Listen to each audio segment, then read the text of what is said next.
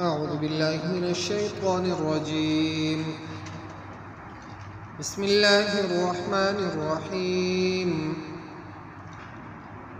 ورد الله الذين كفروا بغيظهم لم ينالوا خيرا وكفى الله المؤمنين القتال وكان الله قويا عزيزا. وأنزل الذين ظاهروهم من أهل الكتاب من صياصيهم وقذف في قلوبهم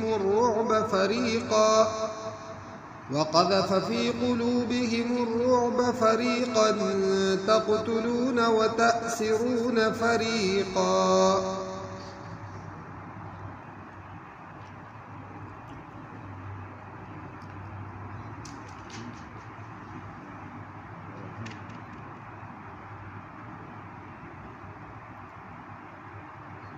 غزوه خندق د هغې واقعه را روانه وه چې په دې کې مشرکین مکه، یهود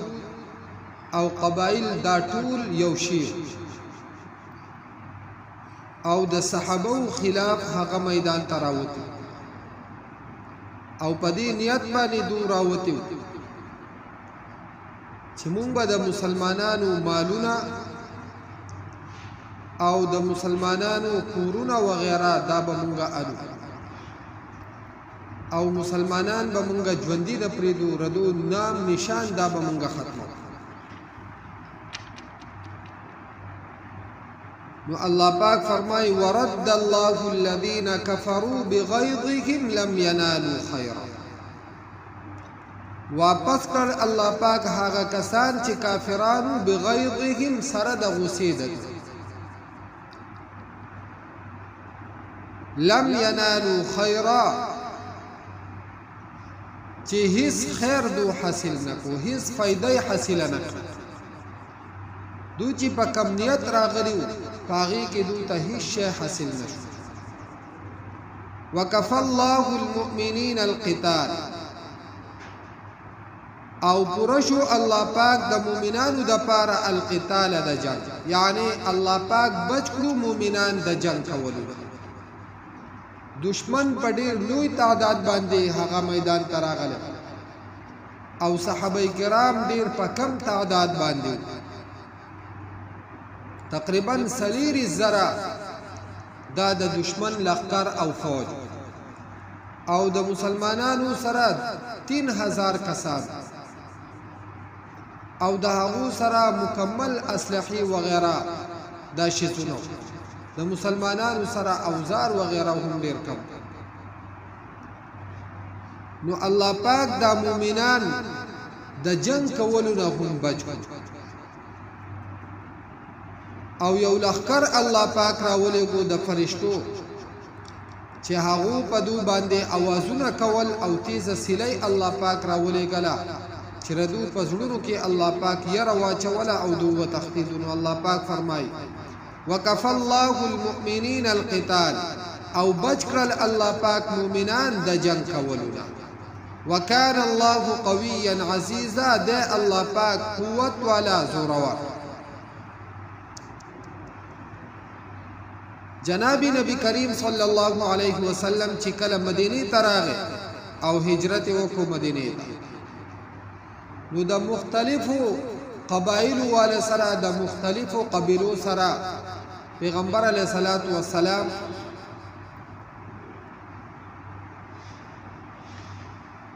معاهدی وکړي چې په هغه کې یو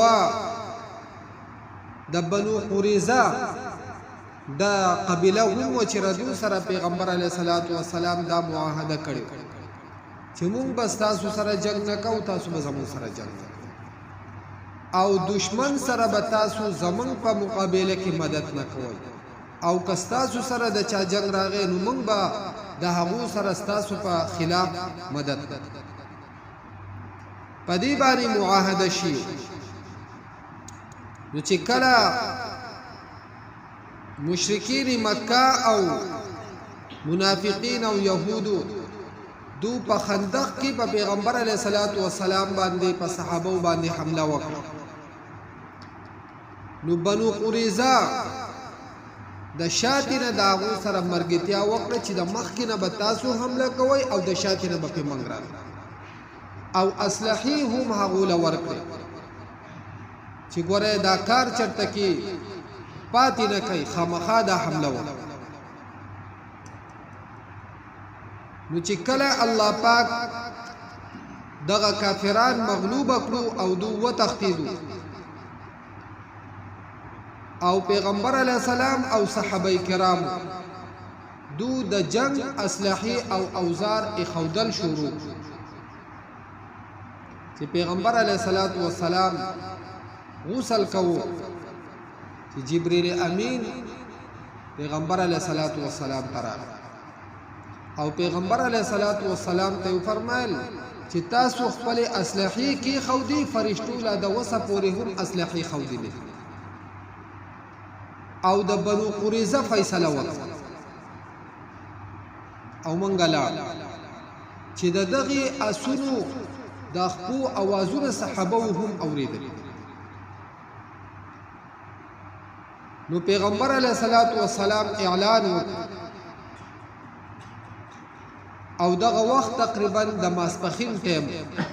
پیغمبر علیه السلام فرمایل چې تاسو به د مازیګر منځ د بني قریظه سره الته کوئ نو صحابه کرام روان شو نو په لاره کې د مازیګر د مانځه وخت راغی نو صحابه کرامو خدا سوچ او فکر وکړو چې پیغمبر علیه السلام صریح فرمایلی دي چې تاسو به د مازیګر منځ الته کوئ نور په دو باندې پریوتو او دو ځان الته ورسېدل او صحابه کرامو هغه چې ټیم ته وکتو نو مونږ په لار باندې او بیا پیغمبر علیه السلام د دوانو د صحیوالي دغه وکړو چې یاره دواړه په صحیح باندې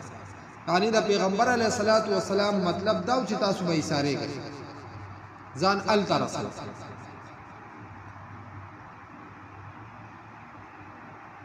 نو چې کله پیغمبر علیه السلام او صحابه کرام الته لاړو او د بنو قریظه نه محاصره وکړه نو 15 ورځې محاصره د 15 ورځو نه وروسته دو بیا تنګ راغله دغه وخت پورې خودو هم خپل اوازونه او دا به کول او ځان وتعالى مضبوط او طاقتور ښکاري چې کله ردین وروسته تنګ شو نو ردو یو کس و چې هغه د خلک را جمع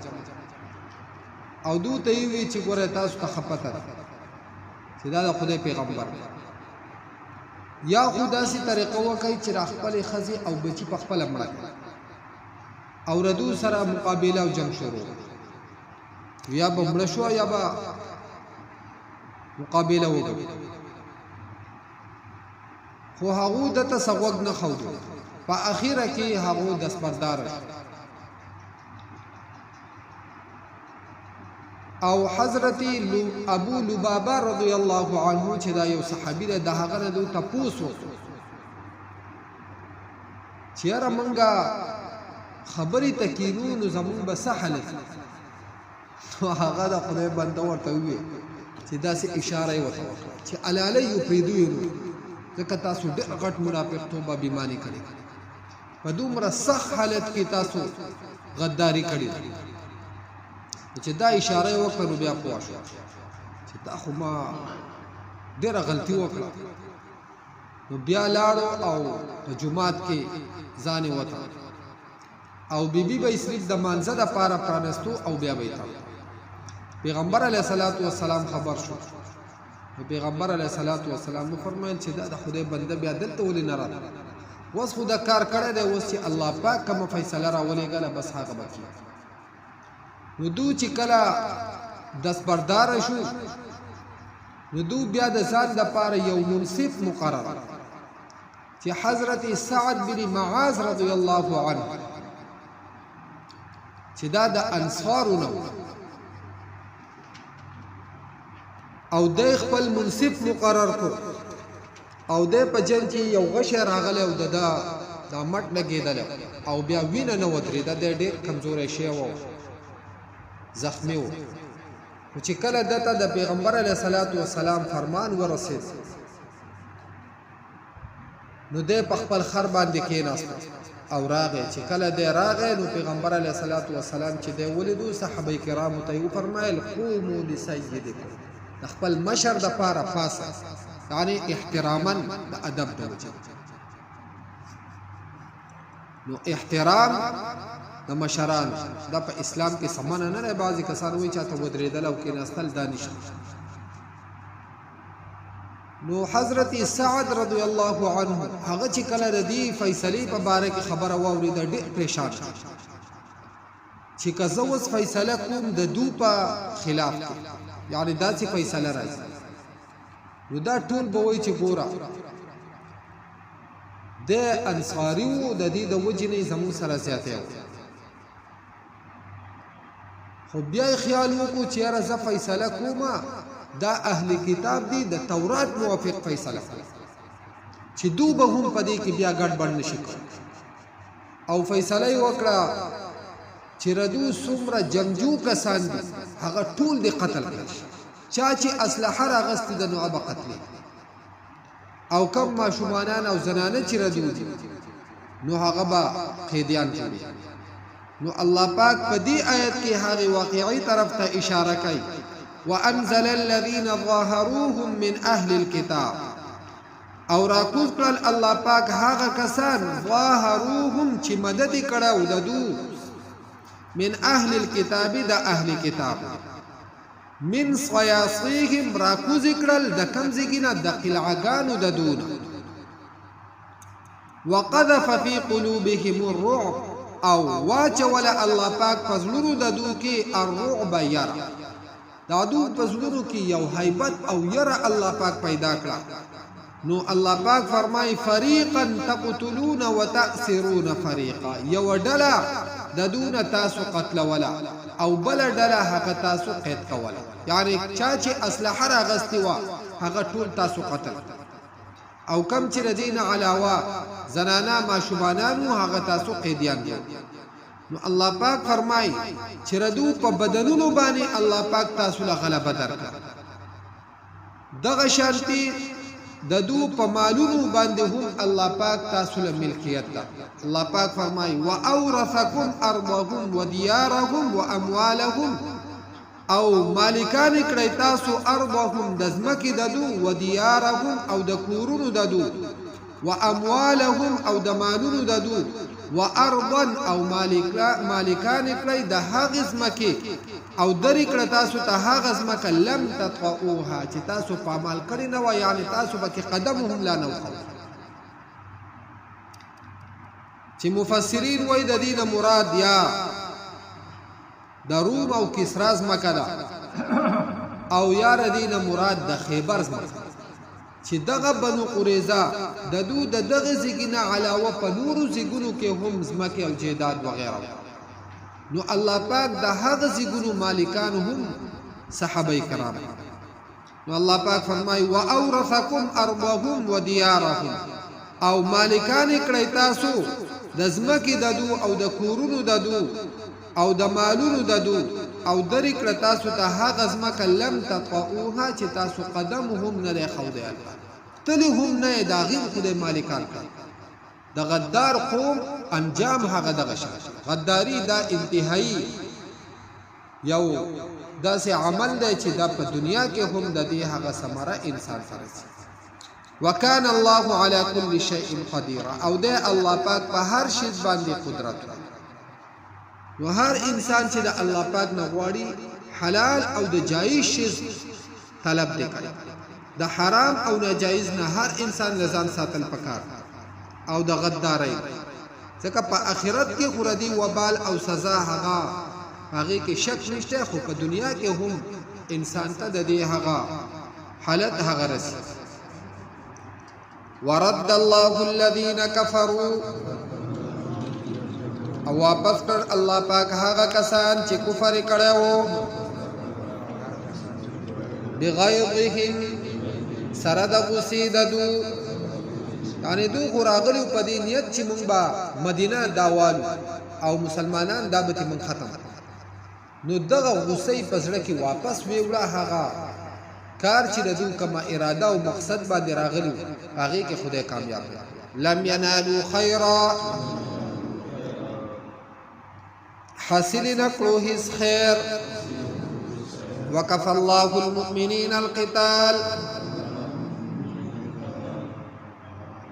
او بچ کړل الله پاک مؤمنان د جنگ کولونه Please subscribe my YouTube channel. نو کافی شو الله پاک مؤمنانو له د جنگ کولونه مراد یعنی الله پاک مؤمنان د جنگ کولونه بچ وکانه الله قویا عزیزا او د الله پاک قوت والا زورور وانزل الذين او راکو ذکر لهاغه کسان ظاهروهم چې مدد کړو د دو سره یعنی مرګتیا کړو د دو سره من اهل الكتاب د اهل کتابنا من صياصيهم د قلعگانو د دونا وقذف في قلوبهم الرعب او واچولا الله پاک فضلونو د دو کی یرا فریقا تقتلون یو ډله د دو تاسو قتل ولا وتأسرون فریقا او یو ډله د دو تاسو قید کولا واورثکم او مالکان کړی تاسو ارضهم دزمکی ددو ودیارهم او د کورونو ددو واموالهم او د مالونو ددو وارضا او د هغه ځمکې لم تطئوها چې تاسو قدم نه دی ښودی په هغې کې وکان الله او دے اللہ پاک على كل شيء قديرا په هر شي باندې قدرت والا